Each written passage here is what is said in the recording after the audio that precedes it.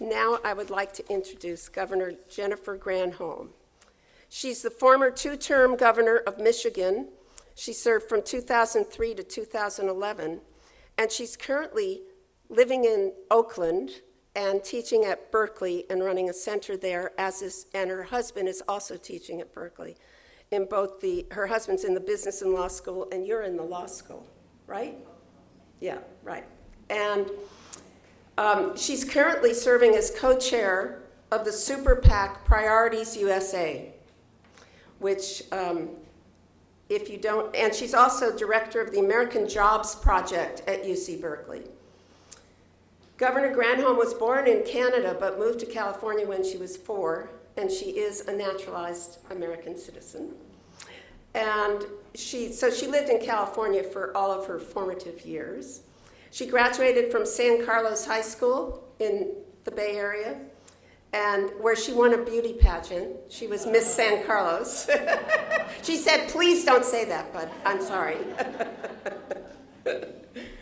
And she's a Phi Beta Kappa graduate of Berkeley, where she majored in French and political science. During this time, she had some very intriguing jobs, and I did ask her if this was true, because I got the information online. She was a tour guide at Universal Studios. She'll be a great speaker.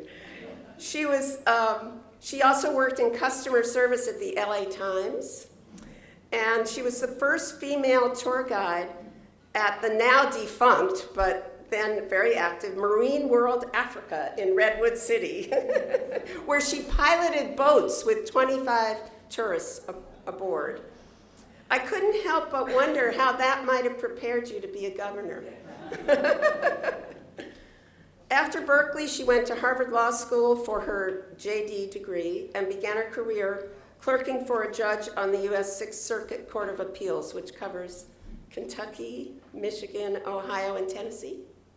Is that right? Okay. After that, she became Assistant U.S. Attorney for the Eastern District of Michigan, and then after a few other positions, she ran for governor in 2002 and took the oath of office on January 1st, 2003. She's married to Daniel Mulhern and has 3 children, and we welcome Governor Granholm to Newport Beach.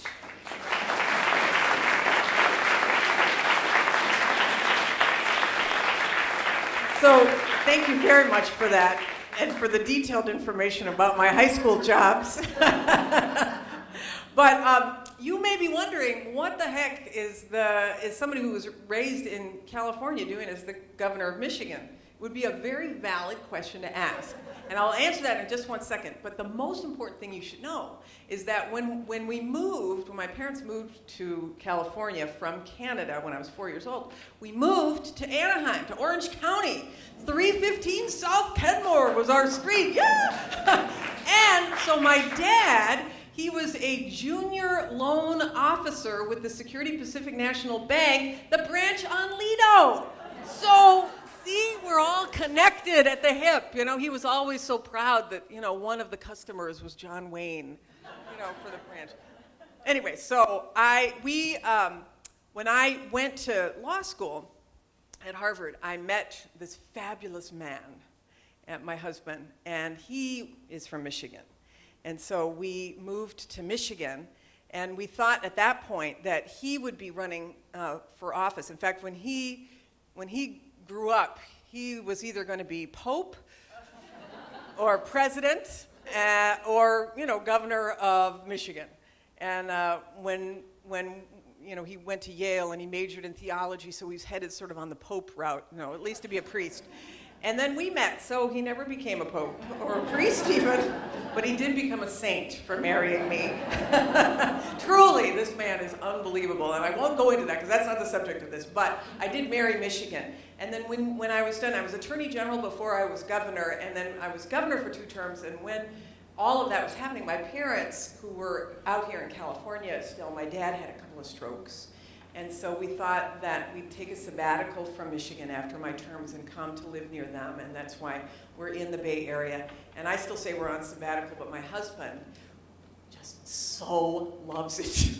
I don't know if I'll ever be able to dislodge him, because he loves it so much. I think for somebody who grew up in a state where there were these really rigorous winters, he cannot believe what he missed. You know, this total secret that the rest of the country, you know, they hear about, but unless you've been here and experienced, you know, this unbelievable weather that you have, it's ridiculous. Anyway, so glad to be here, glad to be invited, glad that you are all here to support this fantastic library that you have. How fortunate that you have this in this community. I got to get a little tour last night. What an incredible place. But I want to talk to you a little bit about my experience as governor and my particular obsession. So it is true that being governor of Michigan during the time of the auto industry meltdown means that I'm completely obsessed with this question about how you create jobs in America in a global economy. Now let me ask you guys, do any of you have a connection to Michigan? Is there anybody? What? Look at all you, that's awesome. You should have led with that when we met, right? To U of M. All right, see, right, go blue, go Bears is the same kind of thing, you know, same colors anyway. I never changed the colors at all. So, but back to this, if you are from Michigan, or if you know people from Michigan, or if you have a connection to the Midwest, you understand what it means when we have seen the cratering, particularly of the manufacturing sector. So I want to start by just a discussion of 3 problems that caused me to be obsessed. And the first is the loss of middle-class jobs. So this is Michigan. Look how beautiful it is. Isn't it lovely? So did you know that Michigan has more miles of shoreline than California? It does! Seriously! It's got more miles of shoreline than Florida. More miles of shoreline than any other state in the country other than Alaska. Who knew? So if you haven't visited, you gotta go visit. It's a beautiful state. But Michigan obviously was a place where we saw this auto crisis. And I want to just take you through 7 of the months, just to put you in the frame of what it was like to be governor when the auto industry was cratering. So you recall that in 2008, we had the meltdown of the financial industry, right? And that was the time of the election, and it was in September of 2008 that we saw, you know, Lehman Brothers and everybody go bankrupt and all that. So do you recall in that fall that the auto industry was seeking help from Congress? Do you remember? And the auto executives all go to Congress to beg for a loan, right? How did they get there? In their private jets, right? Terrible PR, terrible strategy. So, and then they were asked to come back, and when they went back in, well, not their rental car, but anyway, their favorite car that they're manufactured, right? So Rick Wagner, who was head of General Motors at the time, drove back in a Chevy Malibu, you know. So things, while this was all happening in Michigan on the ground, it was horrible. So after President Obama was elected, he had a transition team meeting. I was on the economic transition team, and he wanted his team to hear sort of what was going on the ground in these states that were impacted by the recession, by the meltdown. And I was sitting in this meeting, and I was sitting with a bunch of governors, and I was sitting next to Janet Napolitano, of course, head now of the UC system, and she was governor of Arizona at the time. And my BlackBerry is buzzing, and at the time it was a BlackBerry, right? And so what I was being buzzed by, because I kept getting these notices that are called WARN Act notices. And for those of you who don't know what that is, the WARN Act is an act that requires a business to give notification to a governor if they're about to engage in a mass layoff. A mass layoff is defined as something that's over 50 people that are about to be laid off. So I get a couple of pings on my BlackBerry while I'm sitting there, and there are 2 mass layoff notices that come in. And I lean over to Janet, and I said to her, how many WARN Act notices have you gotten since you have been governor? And she says, well, a handful. I said, I've gotten 2 just as we're sitting here. And in fact, in that month of December of 2008, 248 Michigan companies announced that they were about to engage in mass layoffs. Our unemployment rate was 10.6% at that point. Why is this? Because, of course, in Michigan, we have such a big manufacturing footprint, and all of those manufacturers, so many of them geared toward the auto industry, that when people weren't buying cars because of the, the meltdown, everybody was feeling it. But then the suppliers to the auto industry, they couldn't get access to credit either. So everybody was laying everybody off. It was horrible. And then in January of 2009, I get another 229 notices of mass layoffs. Our unemployment rate is now 11.3%. Our unemployment offices receive more than, for us, 1 million calls a day. We're a state of only 10 million people. It breaks the phone system because the overwhelming volume of people who are calling our unemployment system. So in January of 2008 was the inauguration, right, of President Obama. So I, like everybody else, was invited to this inauguration.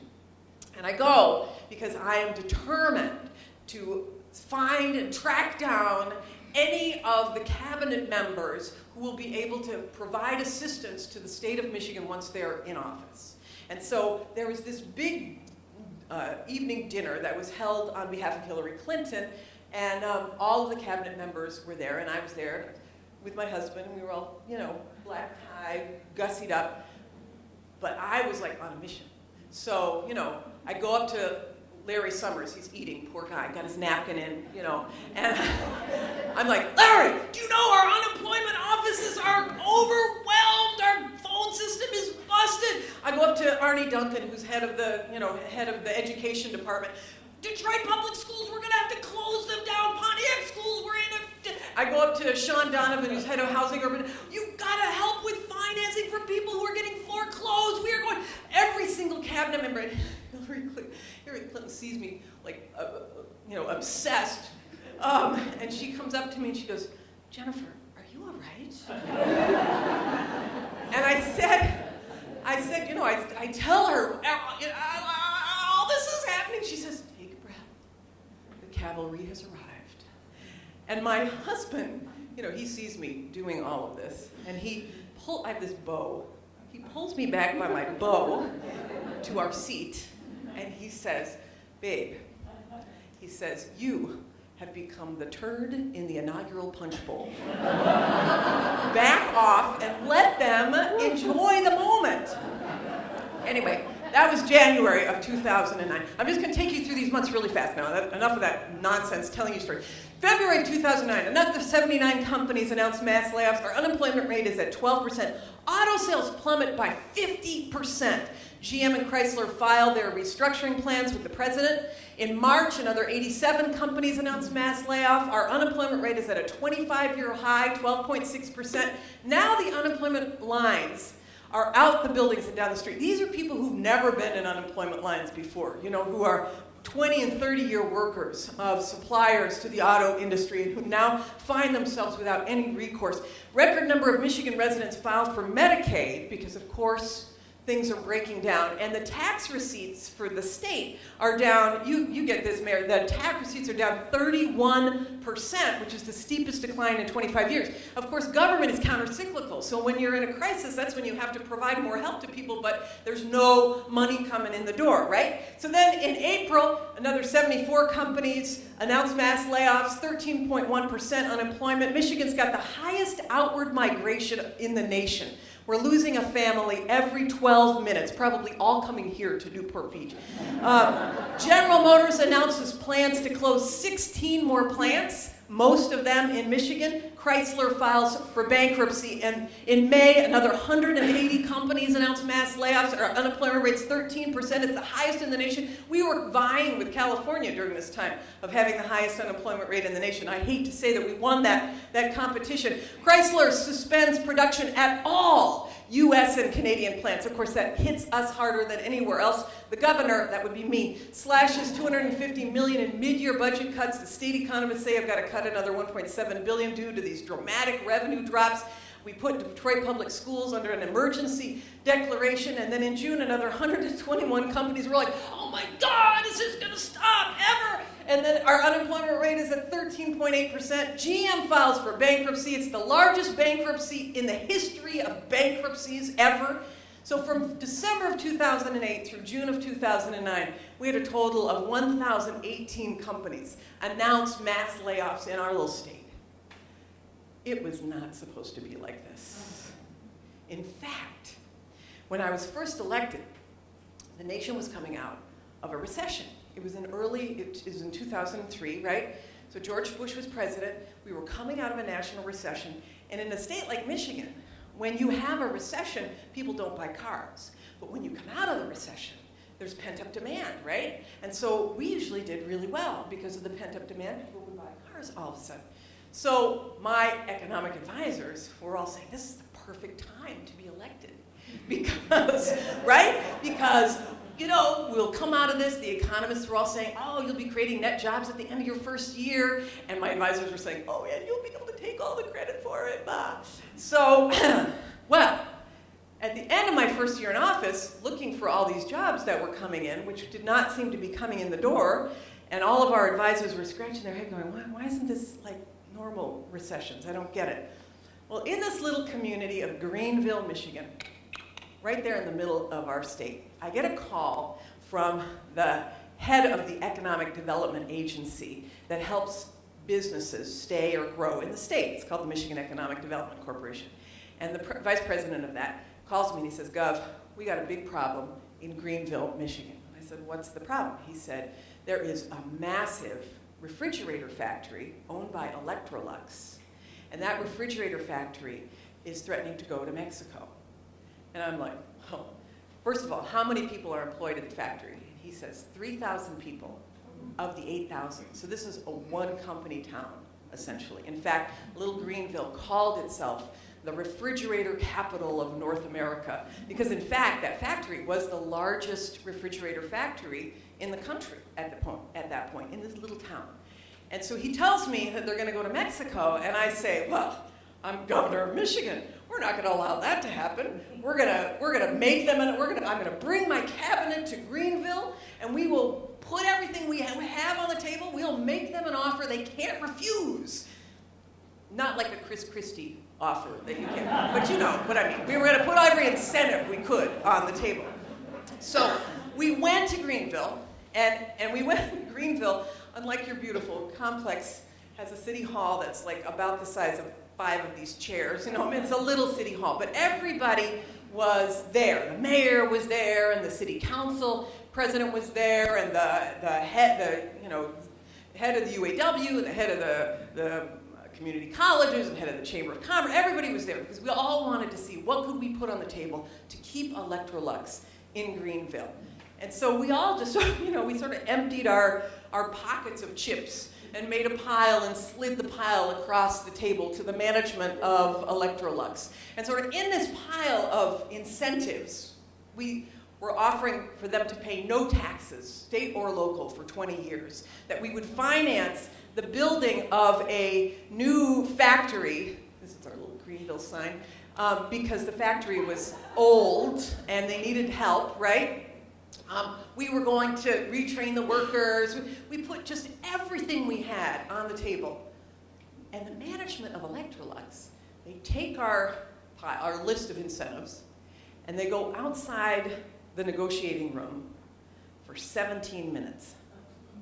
And they came back in and they said to us all, wow, this is the most generous any community has ever been in trying to keep jobs.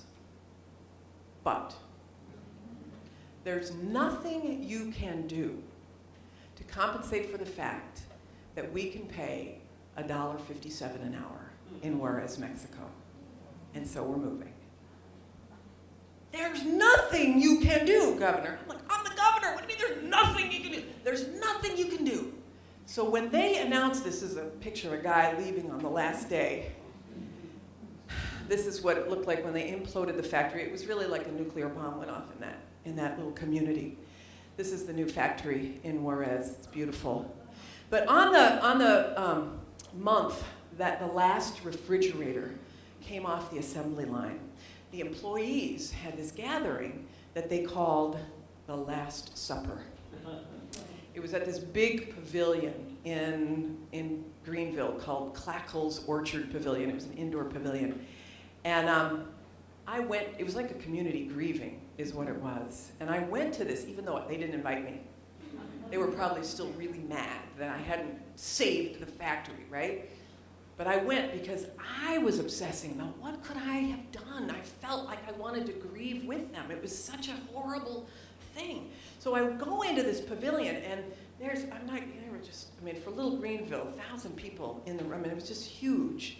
And everybody was sitting around these 8 top tables, eating out of boxed lunches, and they had a sad band playing, it was a band playing sad music. It was probably a sad band as well. But anyway, don't tell anyone I said that.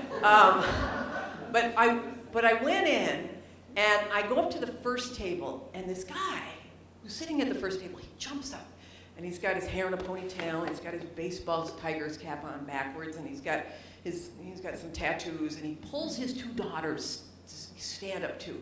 He said, "Go," he said, "I want you to meet my girls." He said, "I want you to know that I am 48 years old, and I've worked in this factory for 30 years. I went from high school to factory." He said, "My father worked at this factory. My grandfather worked at this factory. All I know," he said, "is how to make refrigerators." And then he looks at his girls, and he puts his hand on his chest like this, and he says, "So, Gov, tell me, who is ever gonna hire me?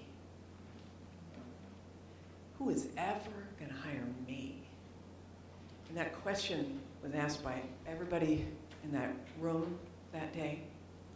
And frankly, it's been asked by everybody in one of the 62,000 factories that were closed in the US in essentially the first 13 years of this century.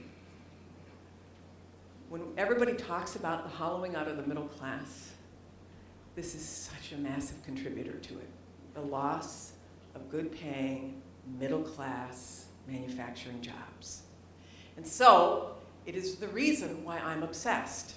There's been studies done on the American economy about what has happened over this period of time. In fact, Michael Spence, who's a Nobel Prize-winning economist, and he has done a study, and the study shows that from 1990 to 2008, in those decades, the tradable jobs have disappeared. Tradable jobs are essentially manufacturing jobs. You're manufacturing tradable goods, right? At that same period of time, the jobs that have increased are the non-tradable jobs, which are services, right? The service jobs. But the challenge with that is that 97% of the jobs created in that period, 97% were in the tradable services sector. And here's what that looks like, is that the occupational employment, this is during and after the Great Recession, so we go a little bit further than the other one. The jobs lost in the recession, we lost a few high-wage jobs. These are all the middle-income jobs that were lost. Low-wage jobs, we lost a few. The jobs that were gained in the recovery, if you look at this, low-wage jobs gained, middle-wage jobs, a blip on the screen. This structural change is what hit Michigan so hard and hit so many of those states so hard. And you lost, in California, a good deal of your manufacturing sector as well. And so that was problem number 1. I said we're going to talk about 3 problems. Problem number 1 is the loss of middle-class jobs, just to set it up. Problem number 2, and I'm not going to spend almost any time on this. You've all seen this. This is climate change. The hottest year on record last year, the hottest first 3 months start. You know, that's not a mystery. So climate change is the second problem. And the third problem is Congress. And I'm just saying, the third problem is Congress. So every year, there is this, actually 6 months or so, there's this polling firm in DC called Public Policy Polling, and they do an assessment of Congress's approval rating. And Congress's approval rating, they got tired of just polling what the number is. So they decided to compare Congress's approval rating with the approval rating of a number of unpleasant things to see how bad it was. So Congress is viewed worse than cockroaches, worse than dog poop. Can you imagine, you're working at this polling firm and you're thinking, what can we compare them to? That would be really awful. Viewed worse than lice, worse than potholes, worse than root canals, worse than toenail fungus. Congress is worse than heroin, worse than the band Nickelback, worse than Donald Trump. I know it's really bad when Congress is worse than hemorrhoids. So the good news is, though, they're viewed better than meth labs, Charles Manson, and gonorrhea. I know I didn't put a picture of gonorrhea. So what can you do with a Congress that is so bad? Democracy is a really awesome alternative, of course. But in the meantime, waiting for replacements and doing nothing is not good. So I'm state-centric because I'm a governor. I don't want to wait around for Congress to come and save the day. I want to do something else. So the question is, where are the opportunities to create middle-class jobs in America in a global economy? You know that the repetitive motion manufacturing jobs like we saw at Electrolux are not going to come back. So can we get some kind of jobs here, middle-class jobs? So where are the opportunities? Well, climate change is a terrible problem, but it's a huge economic opportunity. Think about this. So what they're saying is that by 2030, 1 in 4 jobs globally are going to be in this clean energy economy. 37 million jobs. And the question is, where are those jobs going to go, right? Where are they going to go? Well, right now, Pew Charitable Trust does a survey every year. It's called Who's Winning the Clean Energy Race? And they scan the countries to find out where the private sector investment is, not the public sector investment. Where is the private sector going? And so in 2013, which was the latest year that came out, the new one's going to come out in a month or so, China had $61 billion worth of private sector investment in the clean energy economy. The US had $48 billion worth. We used to be number 1. China jumped over us. In fact, just a quick story about this. I was in China recently, and actually it was last year, and I went with a group called Securing America's Future Energy, SAFE. And they're focused on climate security as an international security issue as well as a jobs issue. And so they took us to all these cities, and it was like a dog and pony show of the mayors in China about what they were doing to create clean energy jobs for their citizens. And so during one of these presentations, I was standing in the back of the room with one of the Chinese mayors standing next to me, and he leans over to me and he says, "So, when is the United States going to get national energy policy?" And I said, "Oh my gosh, Congress, blah, blah." I said, "I don't think it's going to happen anytime soon." And he gets this big grin on his face, and he says, "Take your time." Take your time, because they see our passivity as their opportunity. Did any of you read, and I just want to say this agreement that the president has started to negotiate with China is a market signal. Right? There's a huge opportunity for China to reduce their products, the US to reduce their, CO2 footprint, and you're going to need products to be able to do that. Right? So it's a huge opportunity. Anybody read George Bush's biography, Decision Points?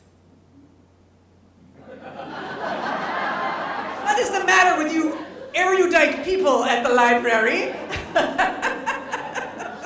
Okay, well, I read it, and I want to share a story. So funny.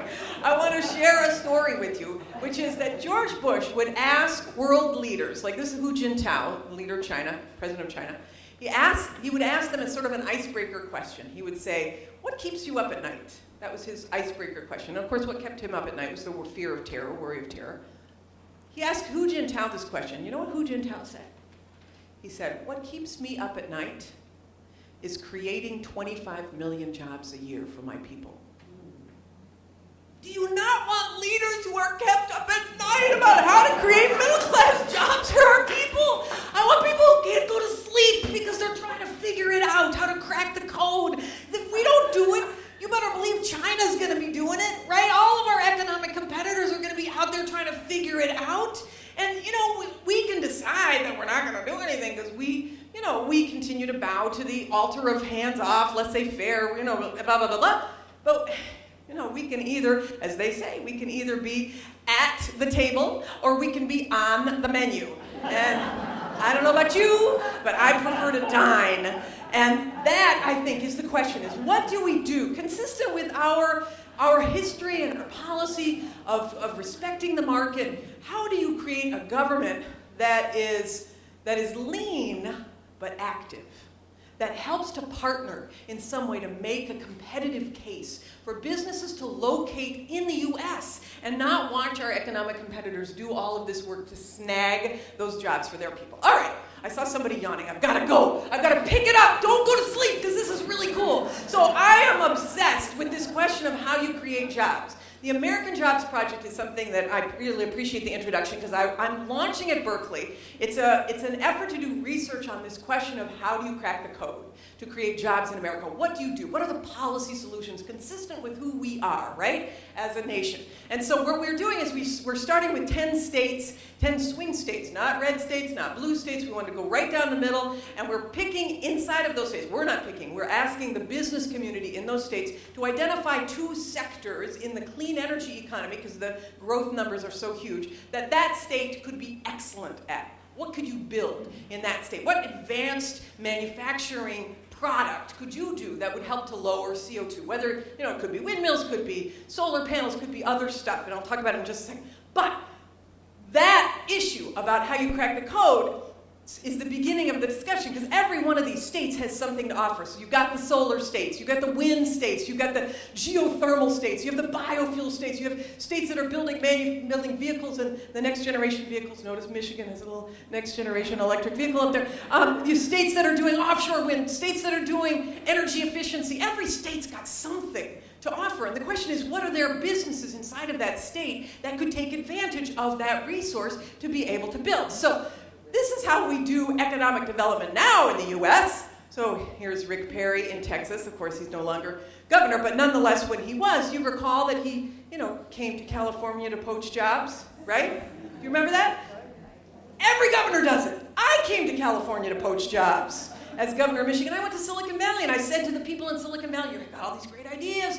You're not going to take them to scale in California. Too expensive. Come to Michigan. We will make your product. We will make you competitive. Every state does this. In fact, there is even a magazine called Site Selection Magazine, where it rates the governors on how well they have poached jobs, essentially. And there's a governor's cup. They award a winner, governor cup, to the governor that got the most,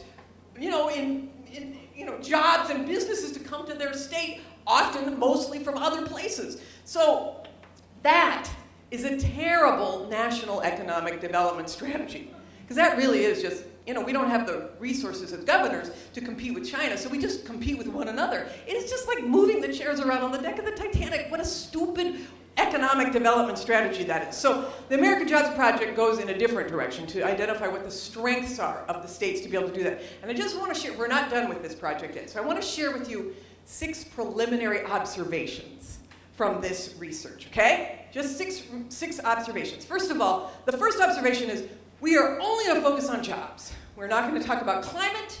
We're not going to use the word green. We're not going to be seen as tree huggers, even though I love all of those. But we want to get in the swing states. We want to speak the language that people care about. And so Pew every year does a survey of Americans' values. And at the top of the list, this year it was bumped up by terrorism, but always it's been, every year that they have done this survey, it's been economy and jobs. That's what people feel is the most important thing. At the bottom of the list is global warming. So this is why we're going to focus on jobs. That's why it's called the American Jobs Project. And there are 3 strategies for enhancing these industrial clusters that I'm describing. One is that you have to nurture and recruit companies that need the existing natural resource base of the state or the industrial base of the state. So for example, Florida is one of our states. Florida, obviously, it's the sunshine state. It has as much solar assets as you do. But do you know what? In Florida, they don't even allow you to lease solar panels and put them on your roof. They prohibit it. So you don't have any penetration of solar in Florida. How crazy is that, right? So they need a policy change. So these reports are going to recommend changes to policy that will allow them to obviously have the installation, but also the manufacture of solar in Florida, as one quick example. The second jobs-related focus is we have to nurture and recruit companies that produce complex products. So when you have a complex product, you have to have the research and the development located near the manufacturing. You've got to have a university. You've got suppliers, you've got customers, you have a whole ecosystem. And it's much more difficult with a complex product to pick it up and move it overseas because it requires a use with that ecosystem. It requires interaction with that ecosystem. So a complex problem. Here's an example of a complex product. This is a 3D printer. Do you know what a 3D printer is? Oh, look at all of you knowing what a 3D printer is. For those who don't know what a 3D printer is, let me just use a simple example. You're asleep at night, it's a Friday night, you hear your faucet drip, drip, drip, and you're like, oh, dang, I gotta go fix the faucet. You search for your wrench, you sold it at the last garage sale, you don't have a wrench, but you do have a 3D printer in your house. You go to the website, you download a program, you plug it into the 3D printer, and the printer prints you a wrench.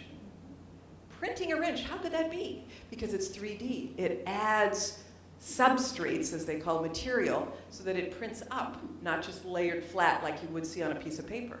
You could print eventually you'll be able to print desks, you're printing all sorts of stuff, and I'll talk about that in a second, but Ohio is a state that is really focused on 3D printing. 3D printing, by the way, is also called additive manufacturing, and that means as normal manufacturing, if you were going to build a car, you'd bring in a big plate of steel and you'd carve out the door, windows, etc., but then you'd have this waste because what was the window is now a piece of steel on the floor, right? Additive manufacturing means that you just build what you need. There's no waste. So it is a really efficient and efficient product. So who's going to make these complex products? Ohio is. Ohio has been designated in Youngstown, Ohio to be the center for 3D printing, and we want to build a whole ecosystem around that, but they have to have the right policy in place. The third strategy for jobs is to nurture and recruit companies that are building products that are too heavy to ship or too fragile to ship, could be damaged in shipping or too expensive, right? So Virginia's an example. They want to do offshore wind. These wind turbines are so massive and so heavy. There is no way they could do it economically unless it was close to the site of where they were going to be put up. So we're figuring this all out in all of these states. So that's observation number one, is to focus on jobs. Observation number two is that everything related to energy is going to start to become invisible and ubiquitous. So for example, you know this, you've seen this in a lot of buildings where your energy efficiency becomes thoughtless. You don't even have to think about it. You will be walking into rooms, the light comes on, the heating system adjusts to your personal preference, stuff where it's completely thoughtless and you don't have to even engage with it. Very cool. That's all enabled by something called the Internet of Things. Have you heard of that? Some of you are nodding, some of you are not.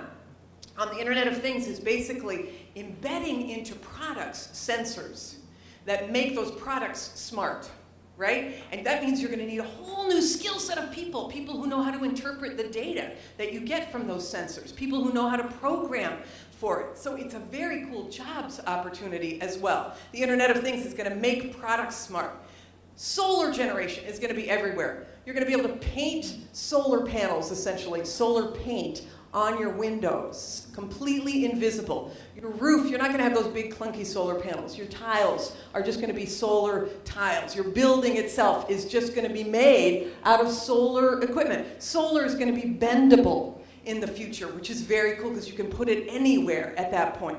Small wind is going to be in unusual places. This is a picture of a stackable fence, essentially, that is put where these holes are all individual wind turbines, and they are funnels. And when the wind goes through a funnel, it goes through faster. It's called the Venturi effect, and there's a turbine that's attached on the back side of it. So you can see these stackable modular wind turbines everywhere, in urban areas, in areas that you wouldn't normally be seeing these tall wind turbines, which is very cool. Again, these are all future, right? This is not happening exactly at the moment, but the question is, what does it mean for states? Is that, the EPA has put out these rules regarding the Clean Power Plan, which requires all of these states to lower their carbon footprint. Don't let your eyes glaze over that. There's a huge controversy about it. A lot of states are planning lawsuits, et cetera. But that's what I say. Whether or not you love the EPA or you hate the EPA, what they're doing is sending a market signal that those products are going to be necessary across the country to bring down carbon footprints. So instead of looking at it with fear, look at it, put on your green eye shades, think like a business person, and say, wow, if they're requiring all that, there's a huge market opportunity. It could be a moment of prosperity for us. The third observation is distributed everything, which this means is basically even manufacturing is going to be distributed. You're not going to see always the big factory settings. Let me just give you an example. So this is a wind turbine being transported. As you can see, it's a super easy thing to do, right? But what is the business opportunity in the fact that it's really difficult to ship these big turbines?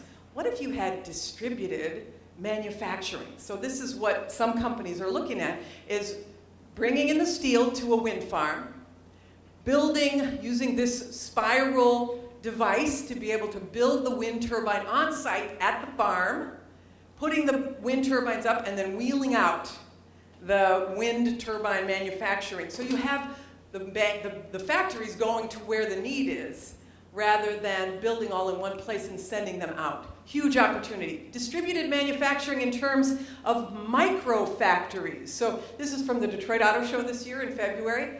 3D printed cars. How cool is that? You have to have a big printer to be able to do a 3D printed car. You might not have that at your home, but Local Motors, they're building these micro factories. They plan to sell a printed electric vehicle in now 12 to 18 months.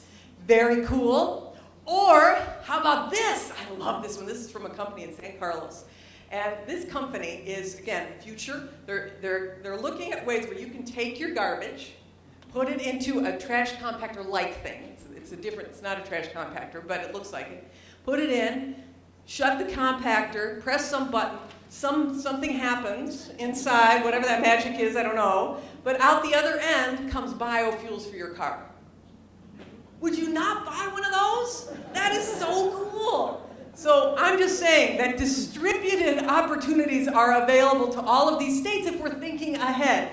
And states that are quick, to recognize the opportunity, they're going to see local economic development and manufacturing and job opportunities. In states that are slow are going to see huge losses. California, even though that's not one of our 10 states because you're not a swing state, but we can learn from you, home to more than 40,000 businesses serving clean energy markets. That's massive. 500,000 people in California working in this clean energy space. What a great example that is. Not that everything is perfect. We could get into that. But bottom line is that California's example is certainly an example of job creation. The fourth observation is that energy storage, so batteries in those electric vehicles. I saw a Volt out in the parking lot. Whose Volt is that? Is anybody in here? Do you not love the Volt? Love the Volt. I have it too, so I say that. Of course, it's made in Michigan. But so Tesla, of course. Anybody have a Tesla? Because I would point the head of the foundation to you right away. But Tesla's battery for their vehicle, they can get 300 miles on a charge, right? The next generation of Volt is going to be called the Chevy Bolt. And its battery is going to go 300 miles on a charge. Very cool, right? So batteries and transportation are going to be completely combined. Batteries are going to be combined with solar so that you can put your solar panels and have battery on the back so you can always save, so you don't have to worry about if you are off-grid. But even if you're on-grid, you're going to have a combination of, you may have a combination of solar and batteries. And batteries are going to be flexible. You can wrap them. You can put them, it's like those solar panels that I was showing you. You'll be able to put them anywhere. In fact, Volvo is looking at putting batteries on the panels of cars so that you plug your car and you don't have a battery on the inside. All of your battery is just embedded in the panels of your cars. They're embedded in supercapacitors inside of carbon fiber, nanotechnology, all of that stuff. But the bottom line is it's very cool. And batteries are going to be ubiquitous. Batteries are going to be able to fit anywhere and make renewable energy generation reliable. And the question is, which states are going to build the batteries, right? Who's going to do it? Where did Tesla go? Nevada. California tried. They weren't able to put a deal together, but they're gone to Nevada. Nevada is one of the states we're looking at. So we, of course, want to focus on, in Nevada, we want to focus on batteries and solar. But we want to make sure that it's not just a one-off. You want to create a whole ecosystem around that big factory that they're putting in Nevada because of Tesla. So who's going to build the batteries? It could be Asia or it could be us, but we've got to figure that out, right? The fifth observation is that conservatives and liberals can agree on this. And I say this because there's a moment where you can talk about freedom. I want the freedom to be able to put solar panels on my roof and to be able to generate my own energy.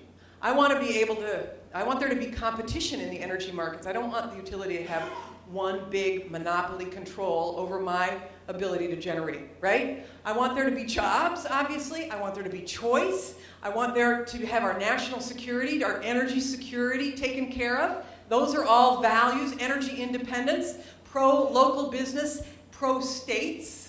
All of that we can agree on. In fact, if you may be skeptical about this, but if you look at Florida, there is a Green Tea Party that is putting on the ballot with the coalition the ability for Florida to be able to have solar panels on the roof, which is very cool. And I'm going to read this because I know you may not be able to see it in the back. But pushing for solar, there's an article about this Green Tea Party. Pushing for solar choice in Florida is an unusual mix of businesses, conservatives, and environmental groups. They range from the Florida Retail Federation to the Tea Party Network to Greenpeace USA, including Physicians for Social Responsibility, Rethink Energy, the Libertarian Party, the Sierra Club, the Republican Liberty Caucus of Florida. I mean, how cool is that, right? All of these groups who are just demanding that they take advantage of the greatest resource that Florida has, which is the sun.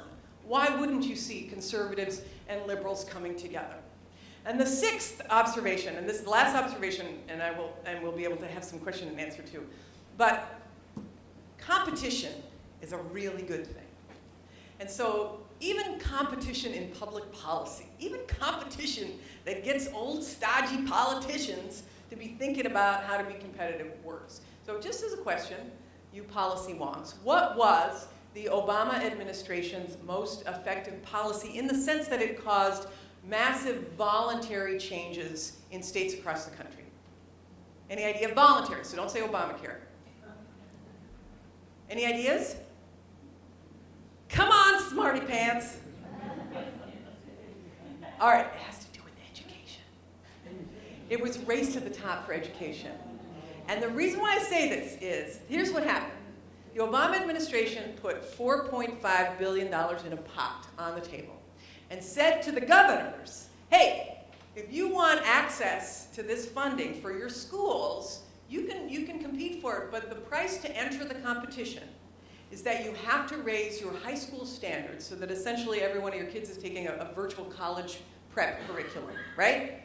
So they put that money out there, and the governors were all like, what? I'm going for it. 48 states, 48 governors convinced 48 state legislatures to change, to raise their standards. Democrats, Republicans, there were only 2 states that didn't do it. Which 2? Guess. You're close. Not Mississippi. Mississippi even competed. Louisiana even competed. Alabama competed. Texas was one. Don't mess with Texas. Number 2 was South Carolina. Texas and South Carolina did not play, but everybody else did. So what happened? It was voluntary. You didn't have to do it. A little competition, and you essentially created national education policy from the bottom up, right? Through the states, which was very cool. What an interesting concept. So I'm all about this, except for Congress, because Congress is so ineffective. So the question to me is, if it's not Congress, then could we get Silicon Valley to do a challenge to the govs? Could you have a Google challenge to be able to create, some sort of clean energy race to the top? Could you have a Facebook challenge? Could you have an Apple? Could they combine? Anybody of you know? Any of you close with like Steve Cook or any of those guys? Any of the Sergey Brin? Because I think that would cause 50 states to compete if you had a private sector competition to the govs. And believe me, it's the interest they earn in an hour on their profits. They could cause all of these governors to move. Competitions work, we all of course know about X Prize. You remember what happened when Google challenged cities? They had a competition that they lobbed to cities saying, who wants us to come in and lay high-speed fiber, high-speed cable, right? So all of these cities, you see that over 1,100 cities competed because they wanted to be a Google Fiber city. And they had to streamline their permitting. That was part of the price to enter this competition. But if you saw any of this, you saw like the mayors and the city council and all of their allies would like lay out, in some of these states, cities had some wild demonstrations of how much they wanted to be a Google city. So they had people laying out in the shape of the Google logo in a farm and take the picture from on high to say, this is how much we want to be a Google city. Bottom line is, competitions work. So I say, respect the states, empower the govs, and create a muscular, clean energy job race to the top. Because I really believe that you can stoke the investment and innovation by stoking the competitive juices of politicians to get stuff done. All right, so the question for us all then is who can get these political parties to reach consensus? Who can create prosperous middle-class jobs? Who can save our planet from death and destruction? Is it Jerry Brown? Is it our next president? Whoever she is. Okay, I had to put that in there. That's my little bias. Or is it you by electing people who will make sure that we put in place politicians who lose sleep at night about creating jobs for their people? Thanks, you guys.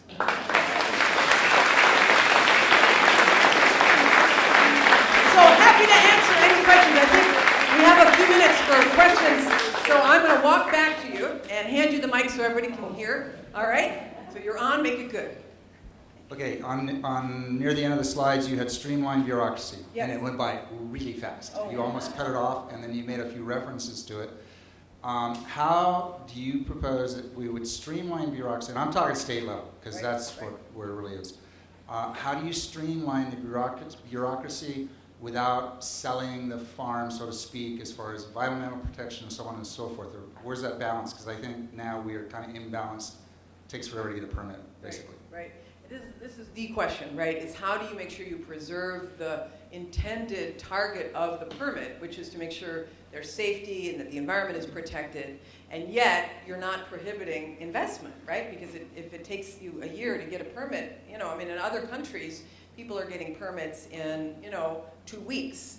And so I think that, to me, this, the streamlining, we're looking at this in the Jobs Project, but I think this is really an opportunity for competition as well. That a governor could say to the cities, we will give you money for technology if you streamline permits. I'd like to see who can do it while still protecting the environment, but do a waste removal, what is known as value stream mapping, where you remove waste from the permitting process. They've got all these extra layers. Why should you have to go to the city, the county, and the state for the same permit, right? Why do you have to make 3 stops when essentially they're all looking at the same thing, if that is the case? So there are states that have done this very well, that are models.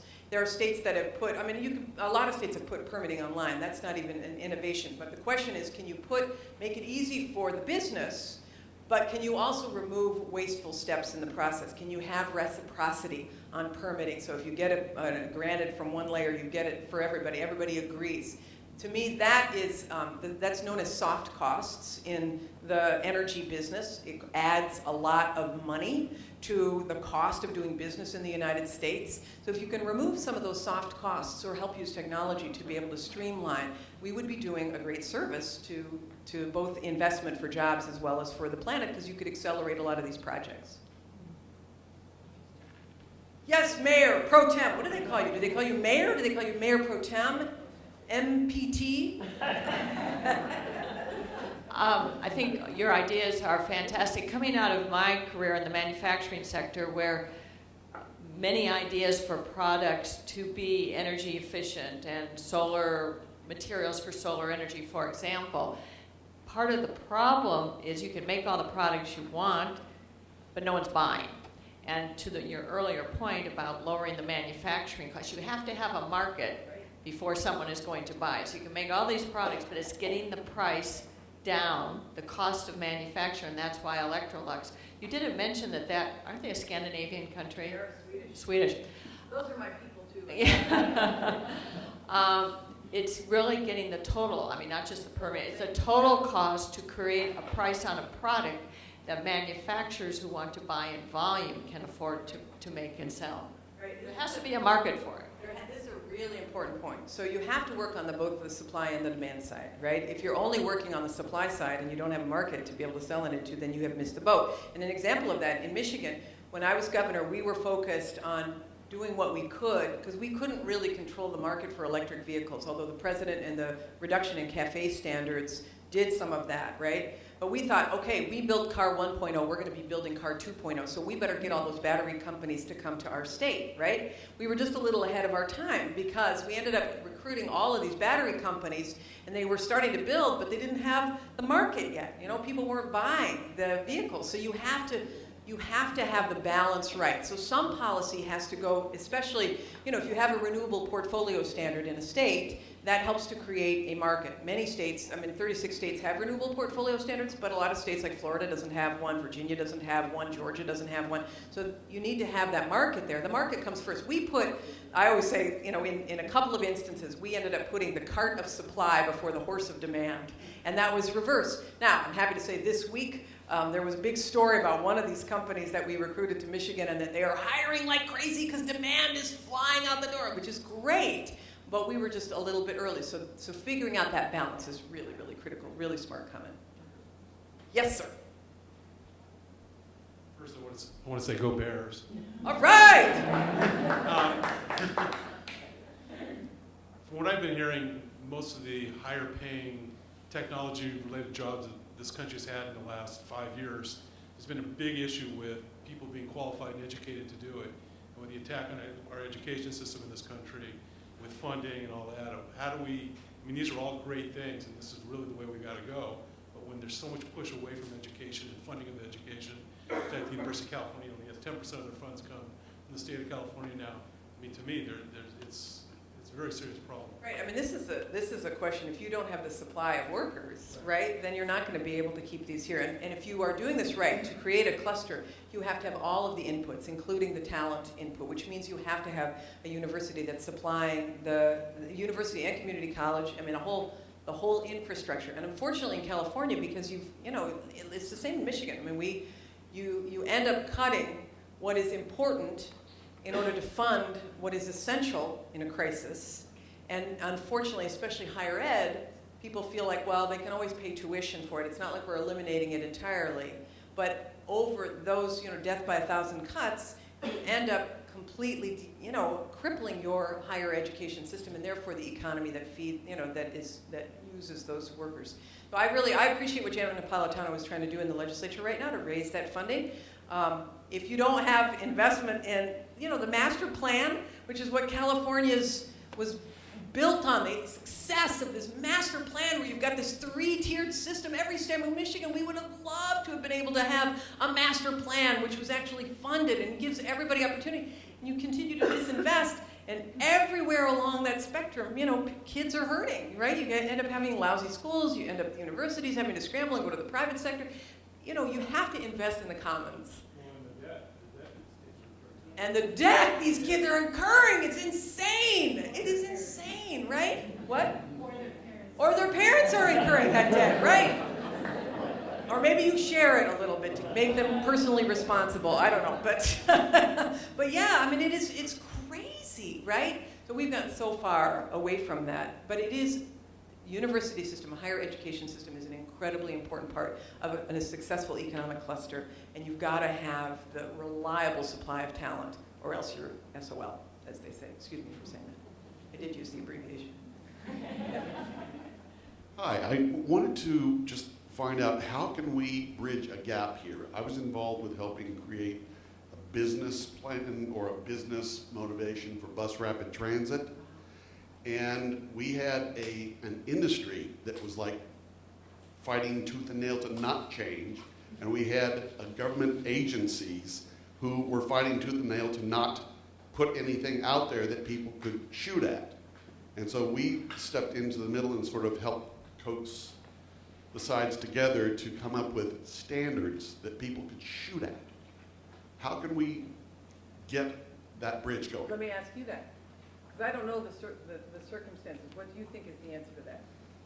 Well, I think that you've got to have a way for government to not pick winners, but as you were talking about, provide incentives to bring industry to the table and to get people to buy into the fact that, yes, this is a role that government can perform.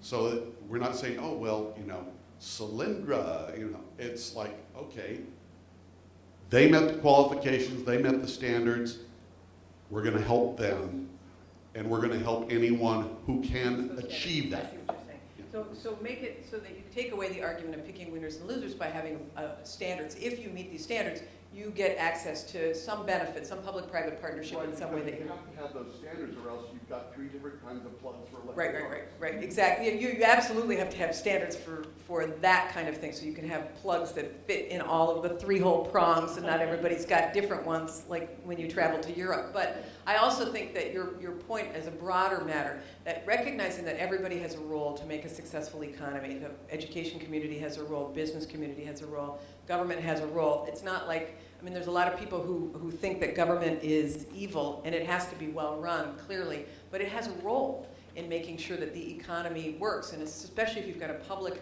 entity like a bus system or a transit system that you want to infuse, you have to have a role for government, which is including standards making, but other as well. What other, yes, sir? And I'll swing around that way. You're looking at him like you're worried.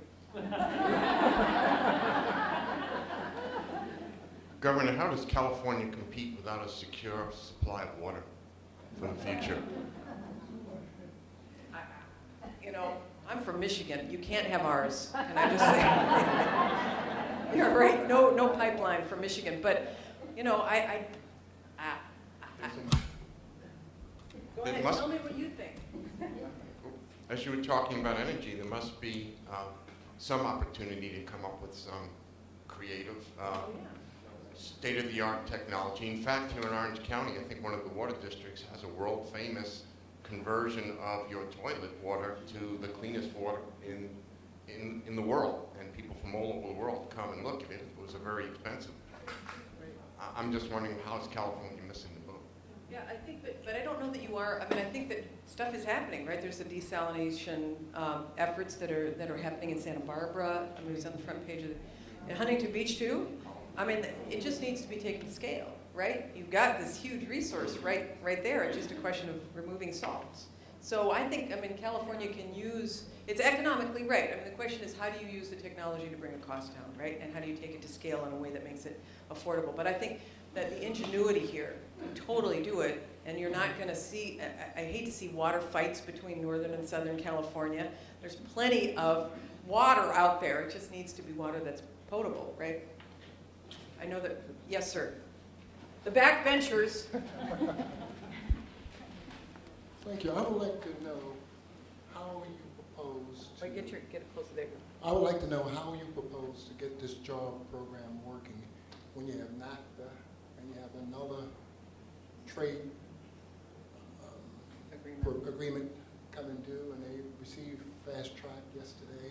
When you look at your state, Michigan, look at the Midwest and the South, where all of those jobs are now in China, Mexico, and other places.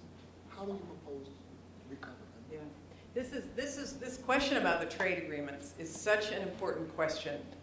And I used to campaign by saying, NAFTA and CAFTA have given us the shafta!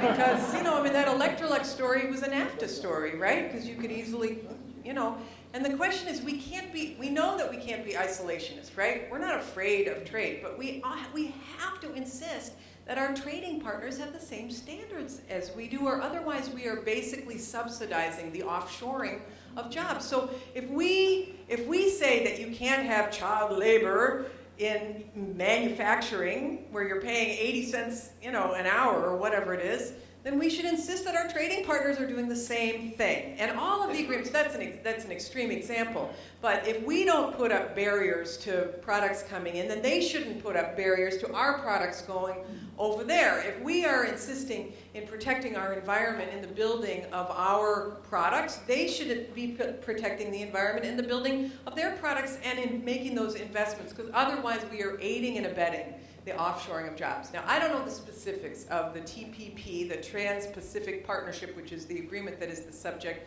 right now, because a lot of that has been negotiations that have been quiet and under wraps. But I would hope that as a basic matter, that we are not going to be entering into another agreement which basically makes it super easy and profitable to just locate elsewhere, instead of making a much more compelling case for manufacturers and others to locate their jobs here. That is part of the losing sleep at night that I would love to see our leaders engaged in, so that we're not aiding and abetting that. When I ran for Congress last year, because I had taught entrepreneurs when I taught in the business school at USC, I talked a lot about the incubators and the power of that. Say your name and stand up. Suzanne Savory, and I ran against Dana Rohrabacher for Congress last year. And I was just asking about the power of incubators was extraordinary, taking young, every age entrepreneur and giving them the support. And I know the UC system just put some money into incubators here, but what's happening at UC Irvine and the potential for our area is mind-boggling. And by the end of the campaign, I was then talking about the GI Bill and what the GI Bill did for prosperity by getting educated the entire population. So, but would you speak to the power of incubators? And you talked about accelerators as well. I'd appreciate it. Yeah, you bet. And thank you for considering running, because really it's hard, but we need really great people to run for office if we're going to resolve this congressional gridlock problem. In the work that we're doing, you have to have an innovation ecosystem that makes the whole industrial ecosystem work. And that means you have incubators where you are at a university, you've got a great idea, they're working on it, they come up with the idea, they're going to take it to market, they go get funding, they get the funding, and then it jumps over to an accelerator so that it can accelerate out to market. You take it from conception to reality, to the marketplace, from the lab, the bench to the market. That you have to have as part of an innovation ecosystem, in addition to having a great university system, right? But you also have to have access to capital. And so, do you have a robust venture capital system in your region that allows for those companies to then go to fruition? Do you have the public-private partnerships that are necessary? Can you do a deal with the local banks that would make it easy for them to loan to these startup businesses? Maybe the city invests its funds in that local bank to buy down the risk a little bit, to create the opportunity for them to invest in something that they might consider to be, a little bit riskier because it's early stage. So the question is, how do you create the environment that allows access to capital and innovation and training? All of that is the innovation ecosystem that makes it essential. And you guys have you have all of these, you've got this unbelievable asset. I bet do you have a growth problem? Are there people coming here in masses, or are you pretty stable? What's your?